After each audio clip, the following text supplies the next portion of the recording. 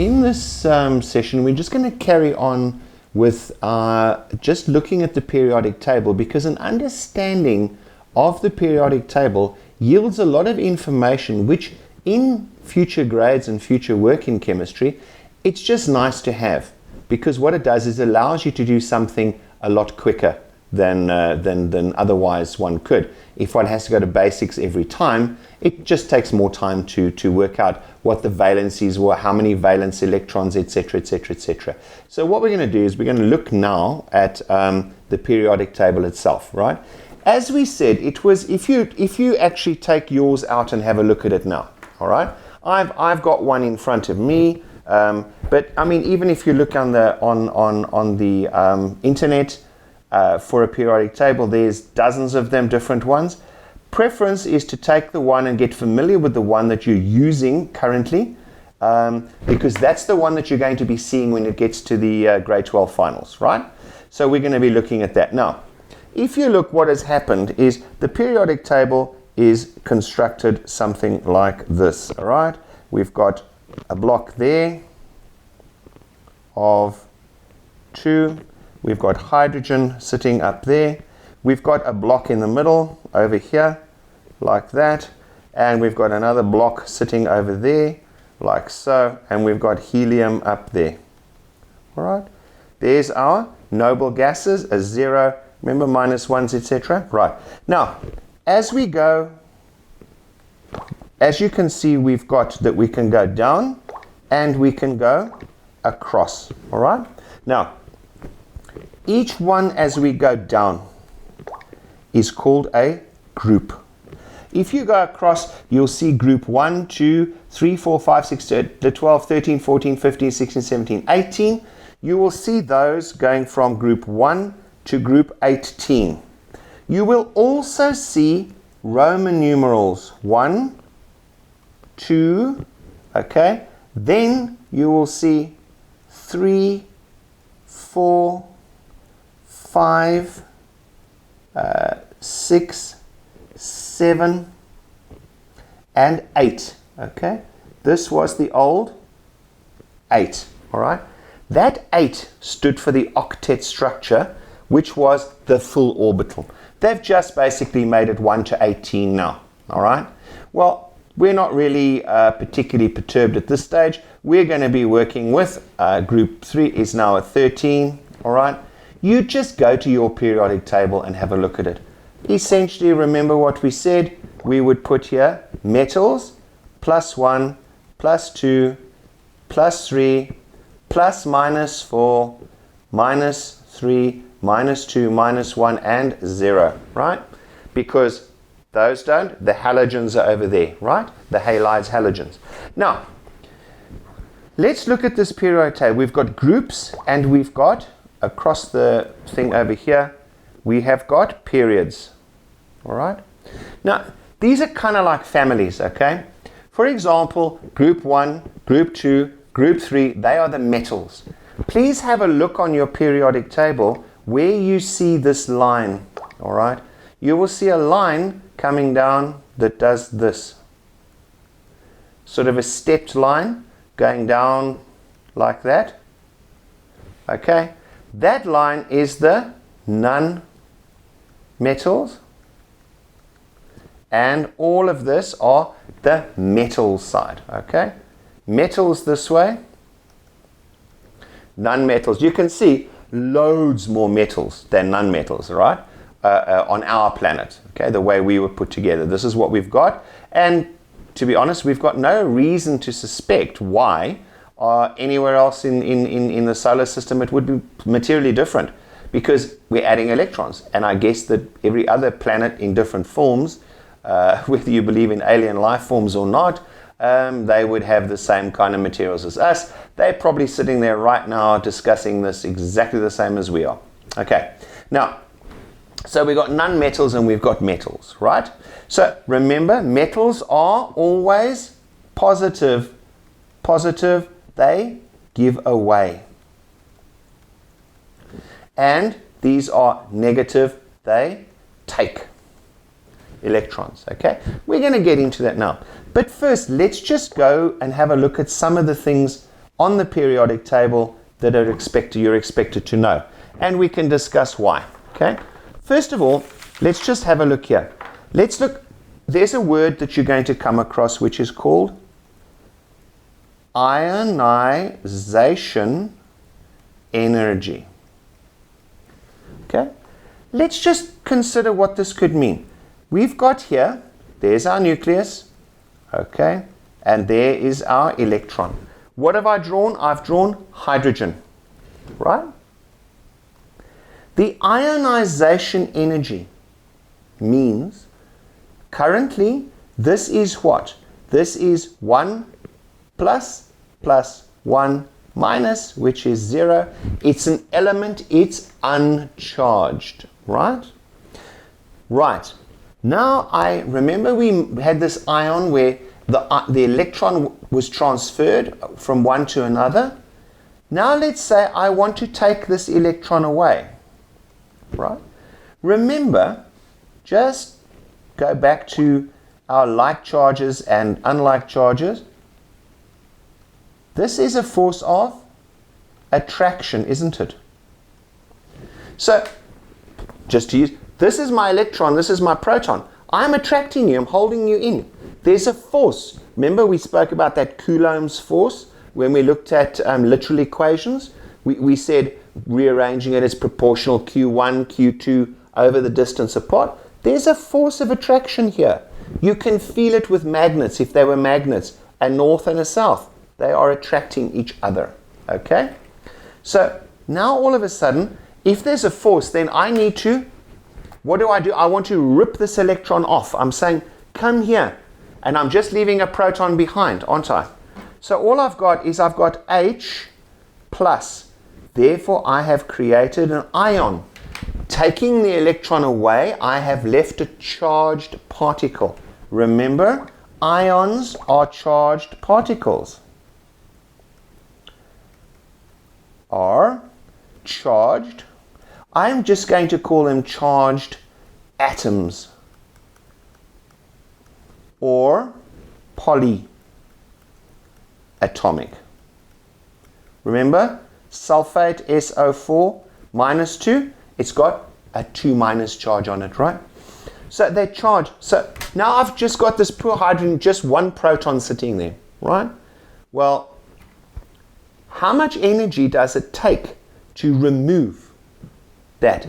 That is the ionization energy. Now you can see that the ionization energy is going to change, different ionization energies for different materials, okay? Well, that's logical. I mean, you would expect them to be different. Why? Well, let us, for example, take, let's go down, okay? Let's go down over here. If we just go down, okay, down, let's say group 1, right? Hydrogen, lithium. Now, lithium had, remember, it's number 3, so it had 3, and it had 3 electrons. And we know they're in different orbitals. So the first ionization energy is to remove him, okay? Because we had 1s2 and 2s1. So the first one, this guy is actually, if these are my 3, these electrons are over here, right? The closer orbit. This electron is out here somewhere, right? So to remove him, it's further away. So it takes less energy. The further away it is, the less energy it takes because it's right out by Pluto. Pluto, to knock Pluto out, the force of gravity between the Sun and Pluto isn't very strong. It's just holding on there, right? So therefore, we could knock it out of orbit. So the first ionization energy would be to do that. The second ionization energy is higher because the closer I get to the core, right, the more tightly they're being held. Why? Obvious. Let's have a look in the core. Inside the core here, let's say we've got 7 protons, right? All right. Now, remember, 7 protons would have 7 electrons on the outside. 1s2, 2s2, and 2p4. Oops, sorry, not 4. That's 8. 3. All right? Oh, come on, you. It would have 3. So we'll have 7. All right? Now you're looking at number 7, aren't you? All right? Let's have a look. What are we looking at? Let's find number 7. Number 7 is nitrogen. All right? This over here is the outer shell. So here's the inner shell. 1s2, 2s2, 2p3. So I'm going to knock the electrons out of here before the core. But hold on. We've got electron and an electron. Let's say we take these away, these 3 here. Okay? We take those 3 away. Okay, there we're gone. What are we left with? We're left with 4 electrons left. And 1, 2, 3, 4, 7 protons and 4 electrons. Those electrons are pulled in even closer, aren't they? Because there's a bigger force between them that pulls them in and holds them closer to the nucleus, right? So that's what happens. So when we create an ion, we're actually affecting the force balance between the protons and the electrons spinning out here. So we take electrons away and boom, these guys get pulled in even stronger and stronger. So the ionization energy rises. Yes, we can take these 3 from the outside. Each time we take one, we get pulled more strongly and more strongly and more strongly until the energy becomes huge to take another one away. Okay? The valence electrons are the ones that we take away first, which will be those electrons over there. Okay? Well, in this case, we're actually adding in, right? But essentially, that is telling us that we've got first, second, and third electron or ionization energies. Let's just have a look at the ionization energy on the periodic table. Let's just take our periodic table and draw it as a block, all right? And I'm going to just show you a summary of it. Fluorine is here, and down here is francium, okay? This is low energy. This is ionization energy, sorry. I'm just doing ionization energy. All right? Okay. Over there is that one. This is low energy. This is high energy. And we'll come back to why. We'll explain why this is going to be. But the low energy over here, right? Remember in the old days we had a reactivity series. Remember those metals, lithium, sodium, potassium. Can you remember that experiment where you took a little bit of sodium and dropped it on water and it fizzes, runs around? Potassium we dropped on water and it sometimes bursts into flames, right? Because what did we have? Let's just go back to this chemical equation because we can tie up everything. We had, let's say, potassium plus water, all right? Gave us what? KOH, that's where alkaline metals comes from. It's formed an alkali. And we got hydrogen gas given off.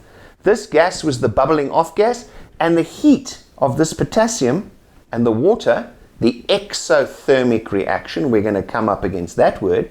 The exothermic, exo, exits, gives heat off, caused this hydrogen sometimes to actually burst into flames. And it ran around with a flame. So what happens now? Can you see this is more reactive? Remember sodium plus H2O? We got NaOH plus H2 gas. Same thing, but it wasn't as violent. If we put rubidium or cesium or francium on there, we would have an explosion of mud. Okay? The same process down there like that, right? Each one in the group as you go down, right? It got more and more and more reactive. Okay? In other words, it wanted to get rid of the electron because K is a +1, OH -1, and that formed like that. KOH, right? Now, that was the reactivity series, okay? We had it more, this side was less of a situation, right? over here, this fluorine is a very important element in its own right, okay?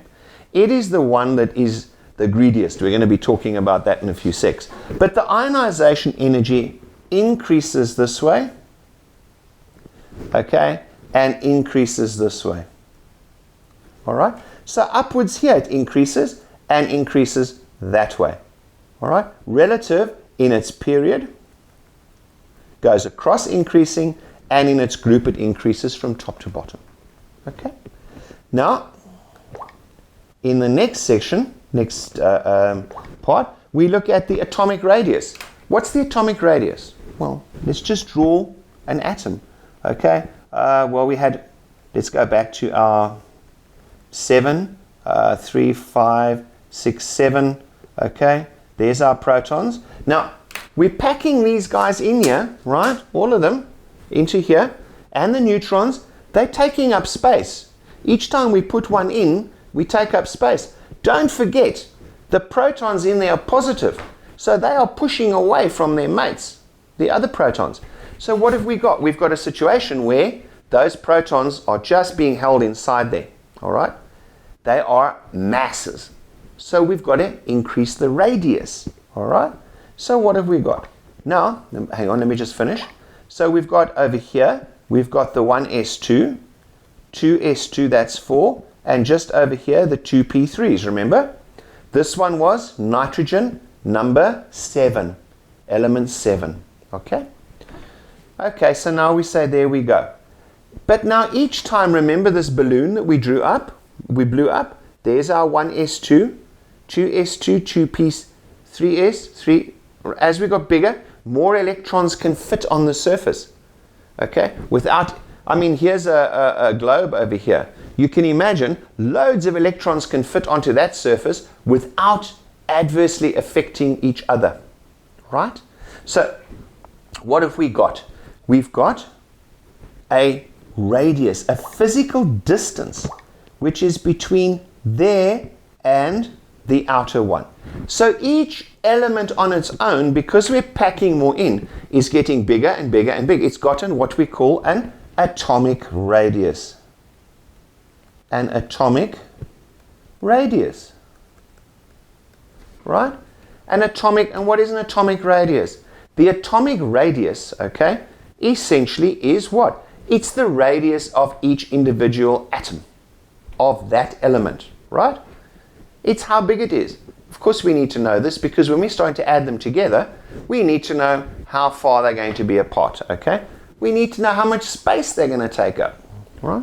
So what do we say? The atomic radius. Now, let's have a look. What happens on the periodic table to our atomic radius? Let's put our periodic table. Now, the atomic radius increases. We've got francium there, fluorine, and over here, okay, it is decreasing.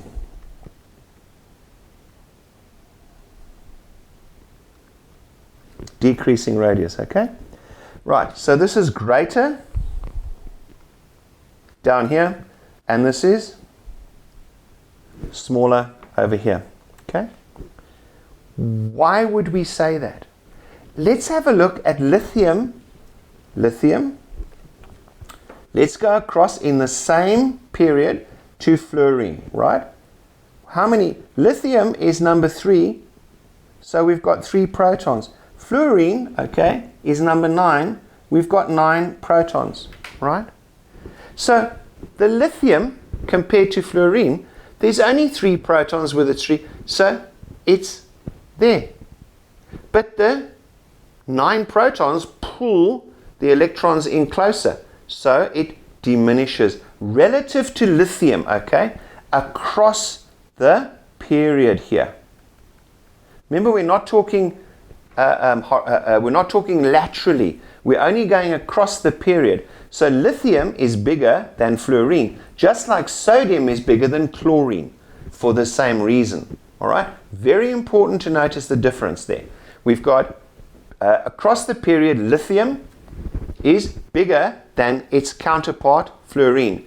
Potassium is bigger than bromine. all right, because there's more protons that side, okay? And as you move down, all right, we're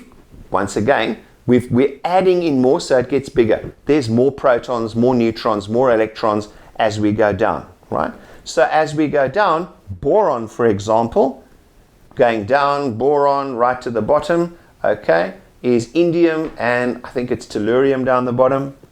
Doesn't matter which one, but down like that, it's increasing because there's more being added. So it's all relative across the period and down the groups. That's how these things work. The next is the ionic radius. Remember, the ion is when we take an ionization energy, we remove an electron. We said, righty ho, you've gone, and we leave you alone. Just the proton sitting there, right? And by leaving him just there on his own, right, we've created an ion, and essentially the ionic radius is exactly the same. So we would say ionic radius goes that way, and as it goes down it decreases, and over here, okay, it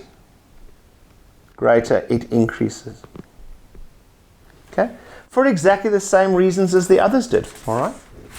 Okay, so that's how we read the periodic table, okay? Yes, and I'm going to talk about, when we go into the next set, we're going to talk about how, as you go down period to period, we add another layer. Let's just look at it. Hydrogen and helium, okay? Let's just look here. Hydrogen and helium. Hydrogen had 1s1, 1s2. This across is period 1. Period 2 was lithium to neon. Lithium was number 3. 1s2, 2s. Can you see 1s2 right across here? 2p6. Look there. Period 2. Energy level 1. Energy level 2. Guess what happens in period 3? You're right. Sodium gives us a 3s1. We've now gone to energy level 3 up to, and in this we're going to go into 3s, 3p, 3d. Okay? What we're doing here is we are filling up in the period 1, period 2.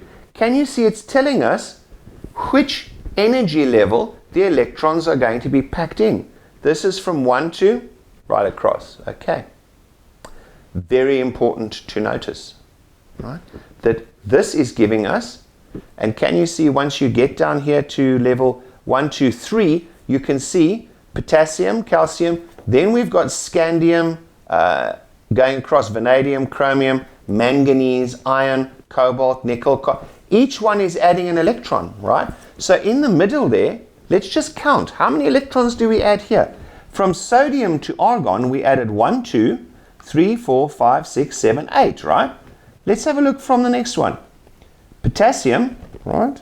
In level 4, we're adding 1, 2, 3, 4, 5, 6, 7, 8, 9, 10, 11, 12, 13, 14, 15, 16, 17, 18. Okay? Huge numbers. Now, so as we move across, okay, down, that's what gives us that. The same thing is as we move down a group, okay, periods. So let's have a look at groups. They are like a family. They have similar genetics. They generally behave the same. So generally, boron, aluminium, gallium behave similarly, as do lithium, sodium, potassium, and rubidium. They behave very similarly when you do things with them. So down the groups, they're the family. They've got similar genetics. The periods are showing us actually how many electrons are being put in. They're telling us what energy states that we're moving into, right? That's where those are going. Now, The one thing I didn't get to in this one is electronegativity. I'm actually going to do that when we do the next one, which is going to be chemical bonding, right? So really, the periodic table, I know in your books there's quite a lot, but the best is actually to do as I've done and summarize and put your little reasons next to it why this is happening, okay? They're quite logical if you think about it, remembering period is telling us actually we're adding electrons on from energy level this to energy level that, okay? Period 1, energy level 1. Period 2, they're all in energy level 3. All in energy level 2. Period 3, they're all in 3. Period 4, all in 4. The groups going down are families, they behave the same. So yes, fluorine, chlorine, bromine, iodine behave very similarly, all right? They are all halides, halogens, right? So they all are -1s. Remember, 0 is my helium neons.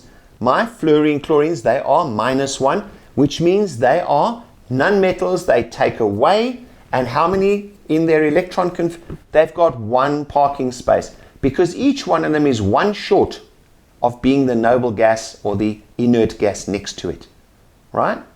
That's how those are going to work, right? In the next one, what I'm going to do is I'm going to spend a bit of time talking about electronegativity, the Pauling scale, all right? What we use it for, and then we're going to look at chemical bonding, okay? Where we're going to look at valence electrons. We're going to start looking at the Lewis structures where we've got the dots and the crosses, okay? That'll be the next one.